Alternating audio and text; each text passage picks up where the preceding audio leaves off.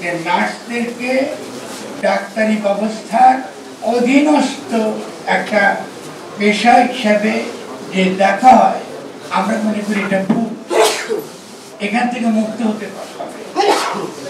Nurse সেবাটা স্বাস্থ্য সেবার একটা মৌলিক একটা দিক, ফলে তাকে স্বাধীনভাবে এই পেশাকে চর্চা করবার সুযোগ সুবিধা দিতে হবে। তারপরে তাদের যথাযথ প্রশিক্ষণ দেওয়া, যথাযথ বেতন দেওয়া, তাদের গ্রেডের যে সকল অন্যায় হয়েছে তাদের প্রতি এগুলোকে ঠিক করা, এটা হচ্ছে সবচেয়ে গুরুত্বপূর্ণ বিষয়। এই জন্যই মূল দাবি যেটা আমার বক্তব্যে, আমাদের ভাইদের বন্ধুদের বক্তব্যে যেটা নার্স পেশার পক্ষের এটা, সেখানেও কিন্তু আমরা মনে করি এটা এসেছে যে আমরা জাতির কমিশন এটা এবার। আর আমি নার্স বন্ধুদেরকে বলবো, আপনাদেরকে নেতৃত্বে কিন্তু আসতে হবে।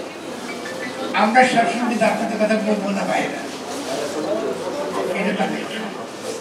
আপনারা নেতৃত্বে থাকবেন, আপনাদের কথা বলতে হবে, আমরা বাইরের সঙ্গে থাকবো সহায়তা। এই লড়াইটা এখন এই সেবার সঙ্গে সহায়তা আমরা মনে করি কেয়ারিং যে সেবা ব্যাপারটা, তার সঙ্গে একটা সহায়তা আমাদের বলতে, তাদের যে একটা স্নেহ, একটা রক্তকতা, তাদের যে একটা ঐতিহাসিকভাবে তাদের যে একটা ভূমিকা রয়েছে, এটা তো সমাজকে স্বীকার করতে হবে।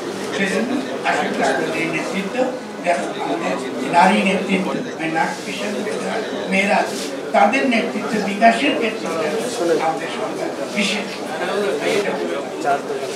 নার্সদের কাছে কোনো মতামত না হয়। আর আমি যতটুকু জানি, এমনকি কোনো ফার্মাসি, আমি নিজের পেশায় ফার্মাসি, কোনো নার্স নয়, ফার্মাসিতে বাধ্য হয়। স্বাস্থ্য তো শুধু ডাক্তারদের, ডাক্তারদের বিভিন্ন পেশার লোকজন যেমন আছেন, একই সঙ্গে আমরা যেটা বলছি বিভিন্ন নীতি নির্ধারণের ক্ষেত্রে অনেক গুরুত্বপূর্ণ ব্যক্তি সেখানে দিতে পারে। আর আপনারা অনেকে যখন পরে এসছে হয়তো মনে হচ্ছে, আমরা যেটা দেখেছি সেটা আমি আবার করতে হবে যে এতদিন পর্যন্ত সরকার আন্তর্জাতিক যে নীতি ছিল স্বাস্থ্য সম্পর্কে, বিশেষত তৃতীয় বিশ্বের সবার জন্য স্বাস্থ্য নিশ্চিত করা, স্লোগানটা ছিল সবার জন্য স্বাস্থ্য।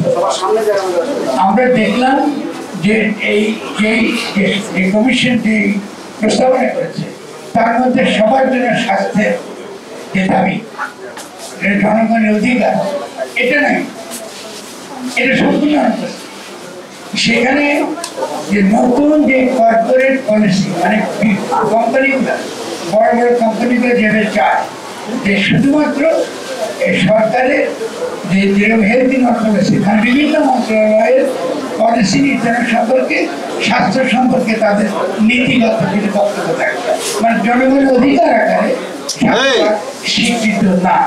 আমি দেখেন ভয়াবহ স্বাস্থ্য এখন আপনাদের অধিকার, নাগরিক অধিকার, জনগণের অধিকারের অন্তর্গত নয়।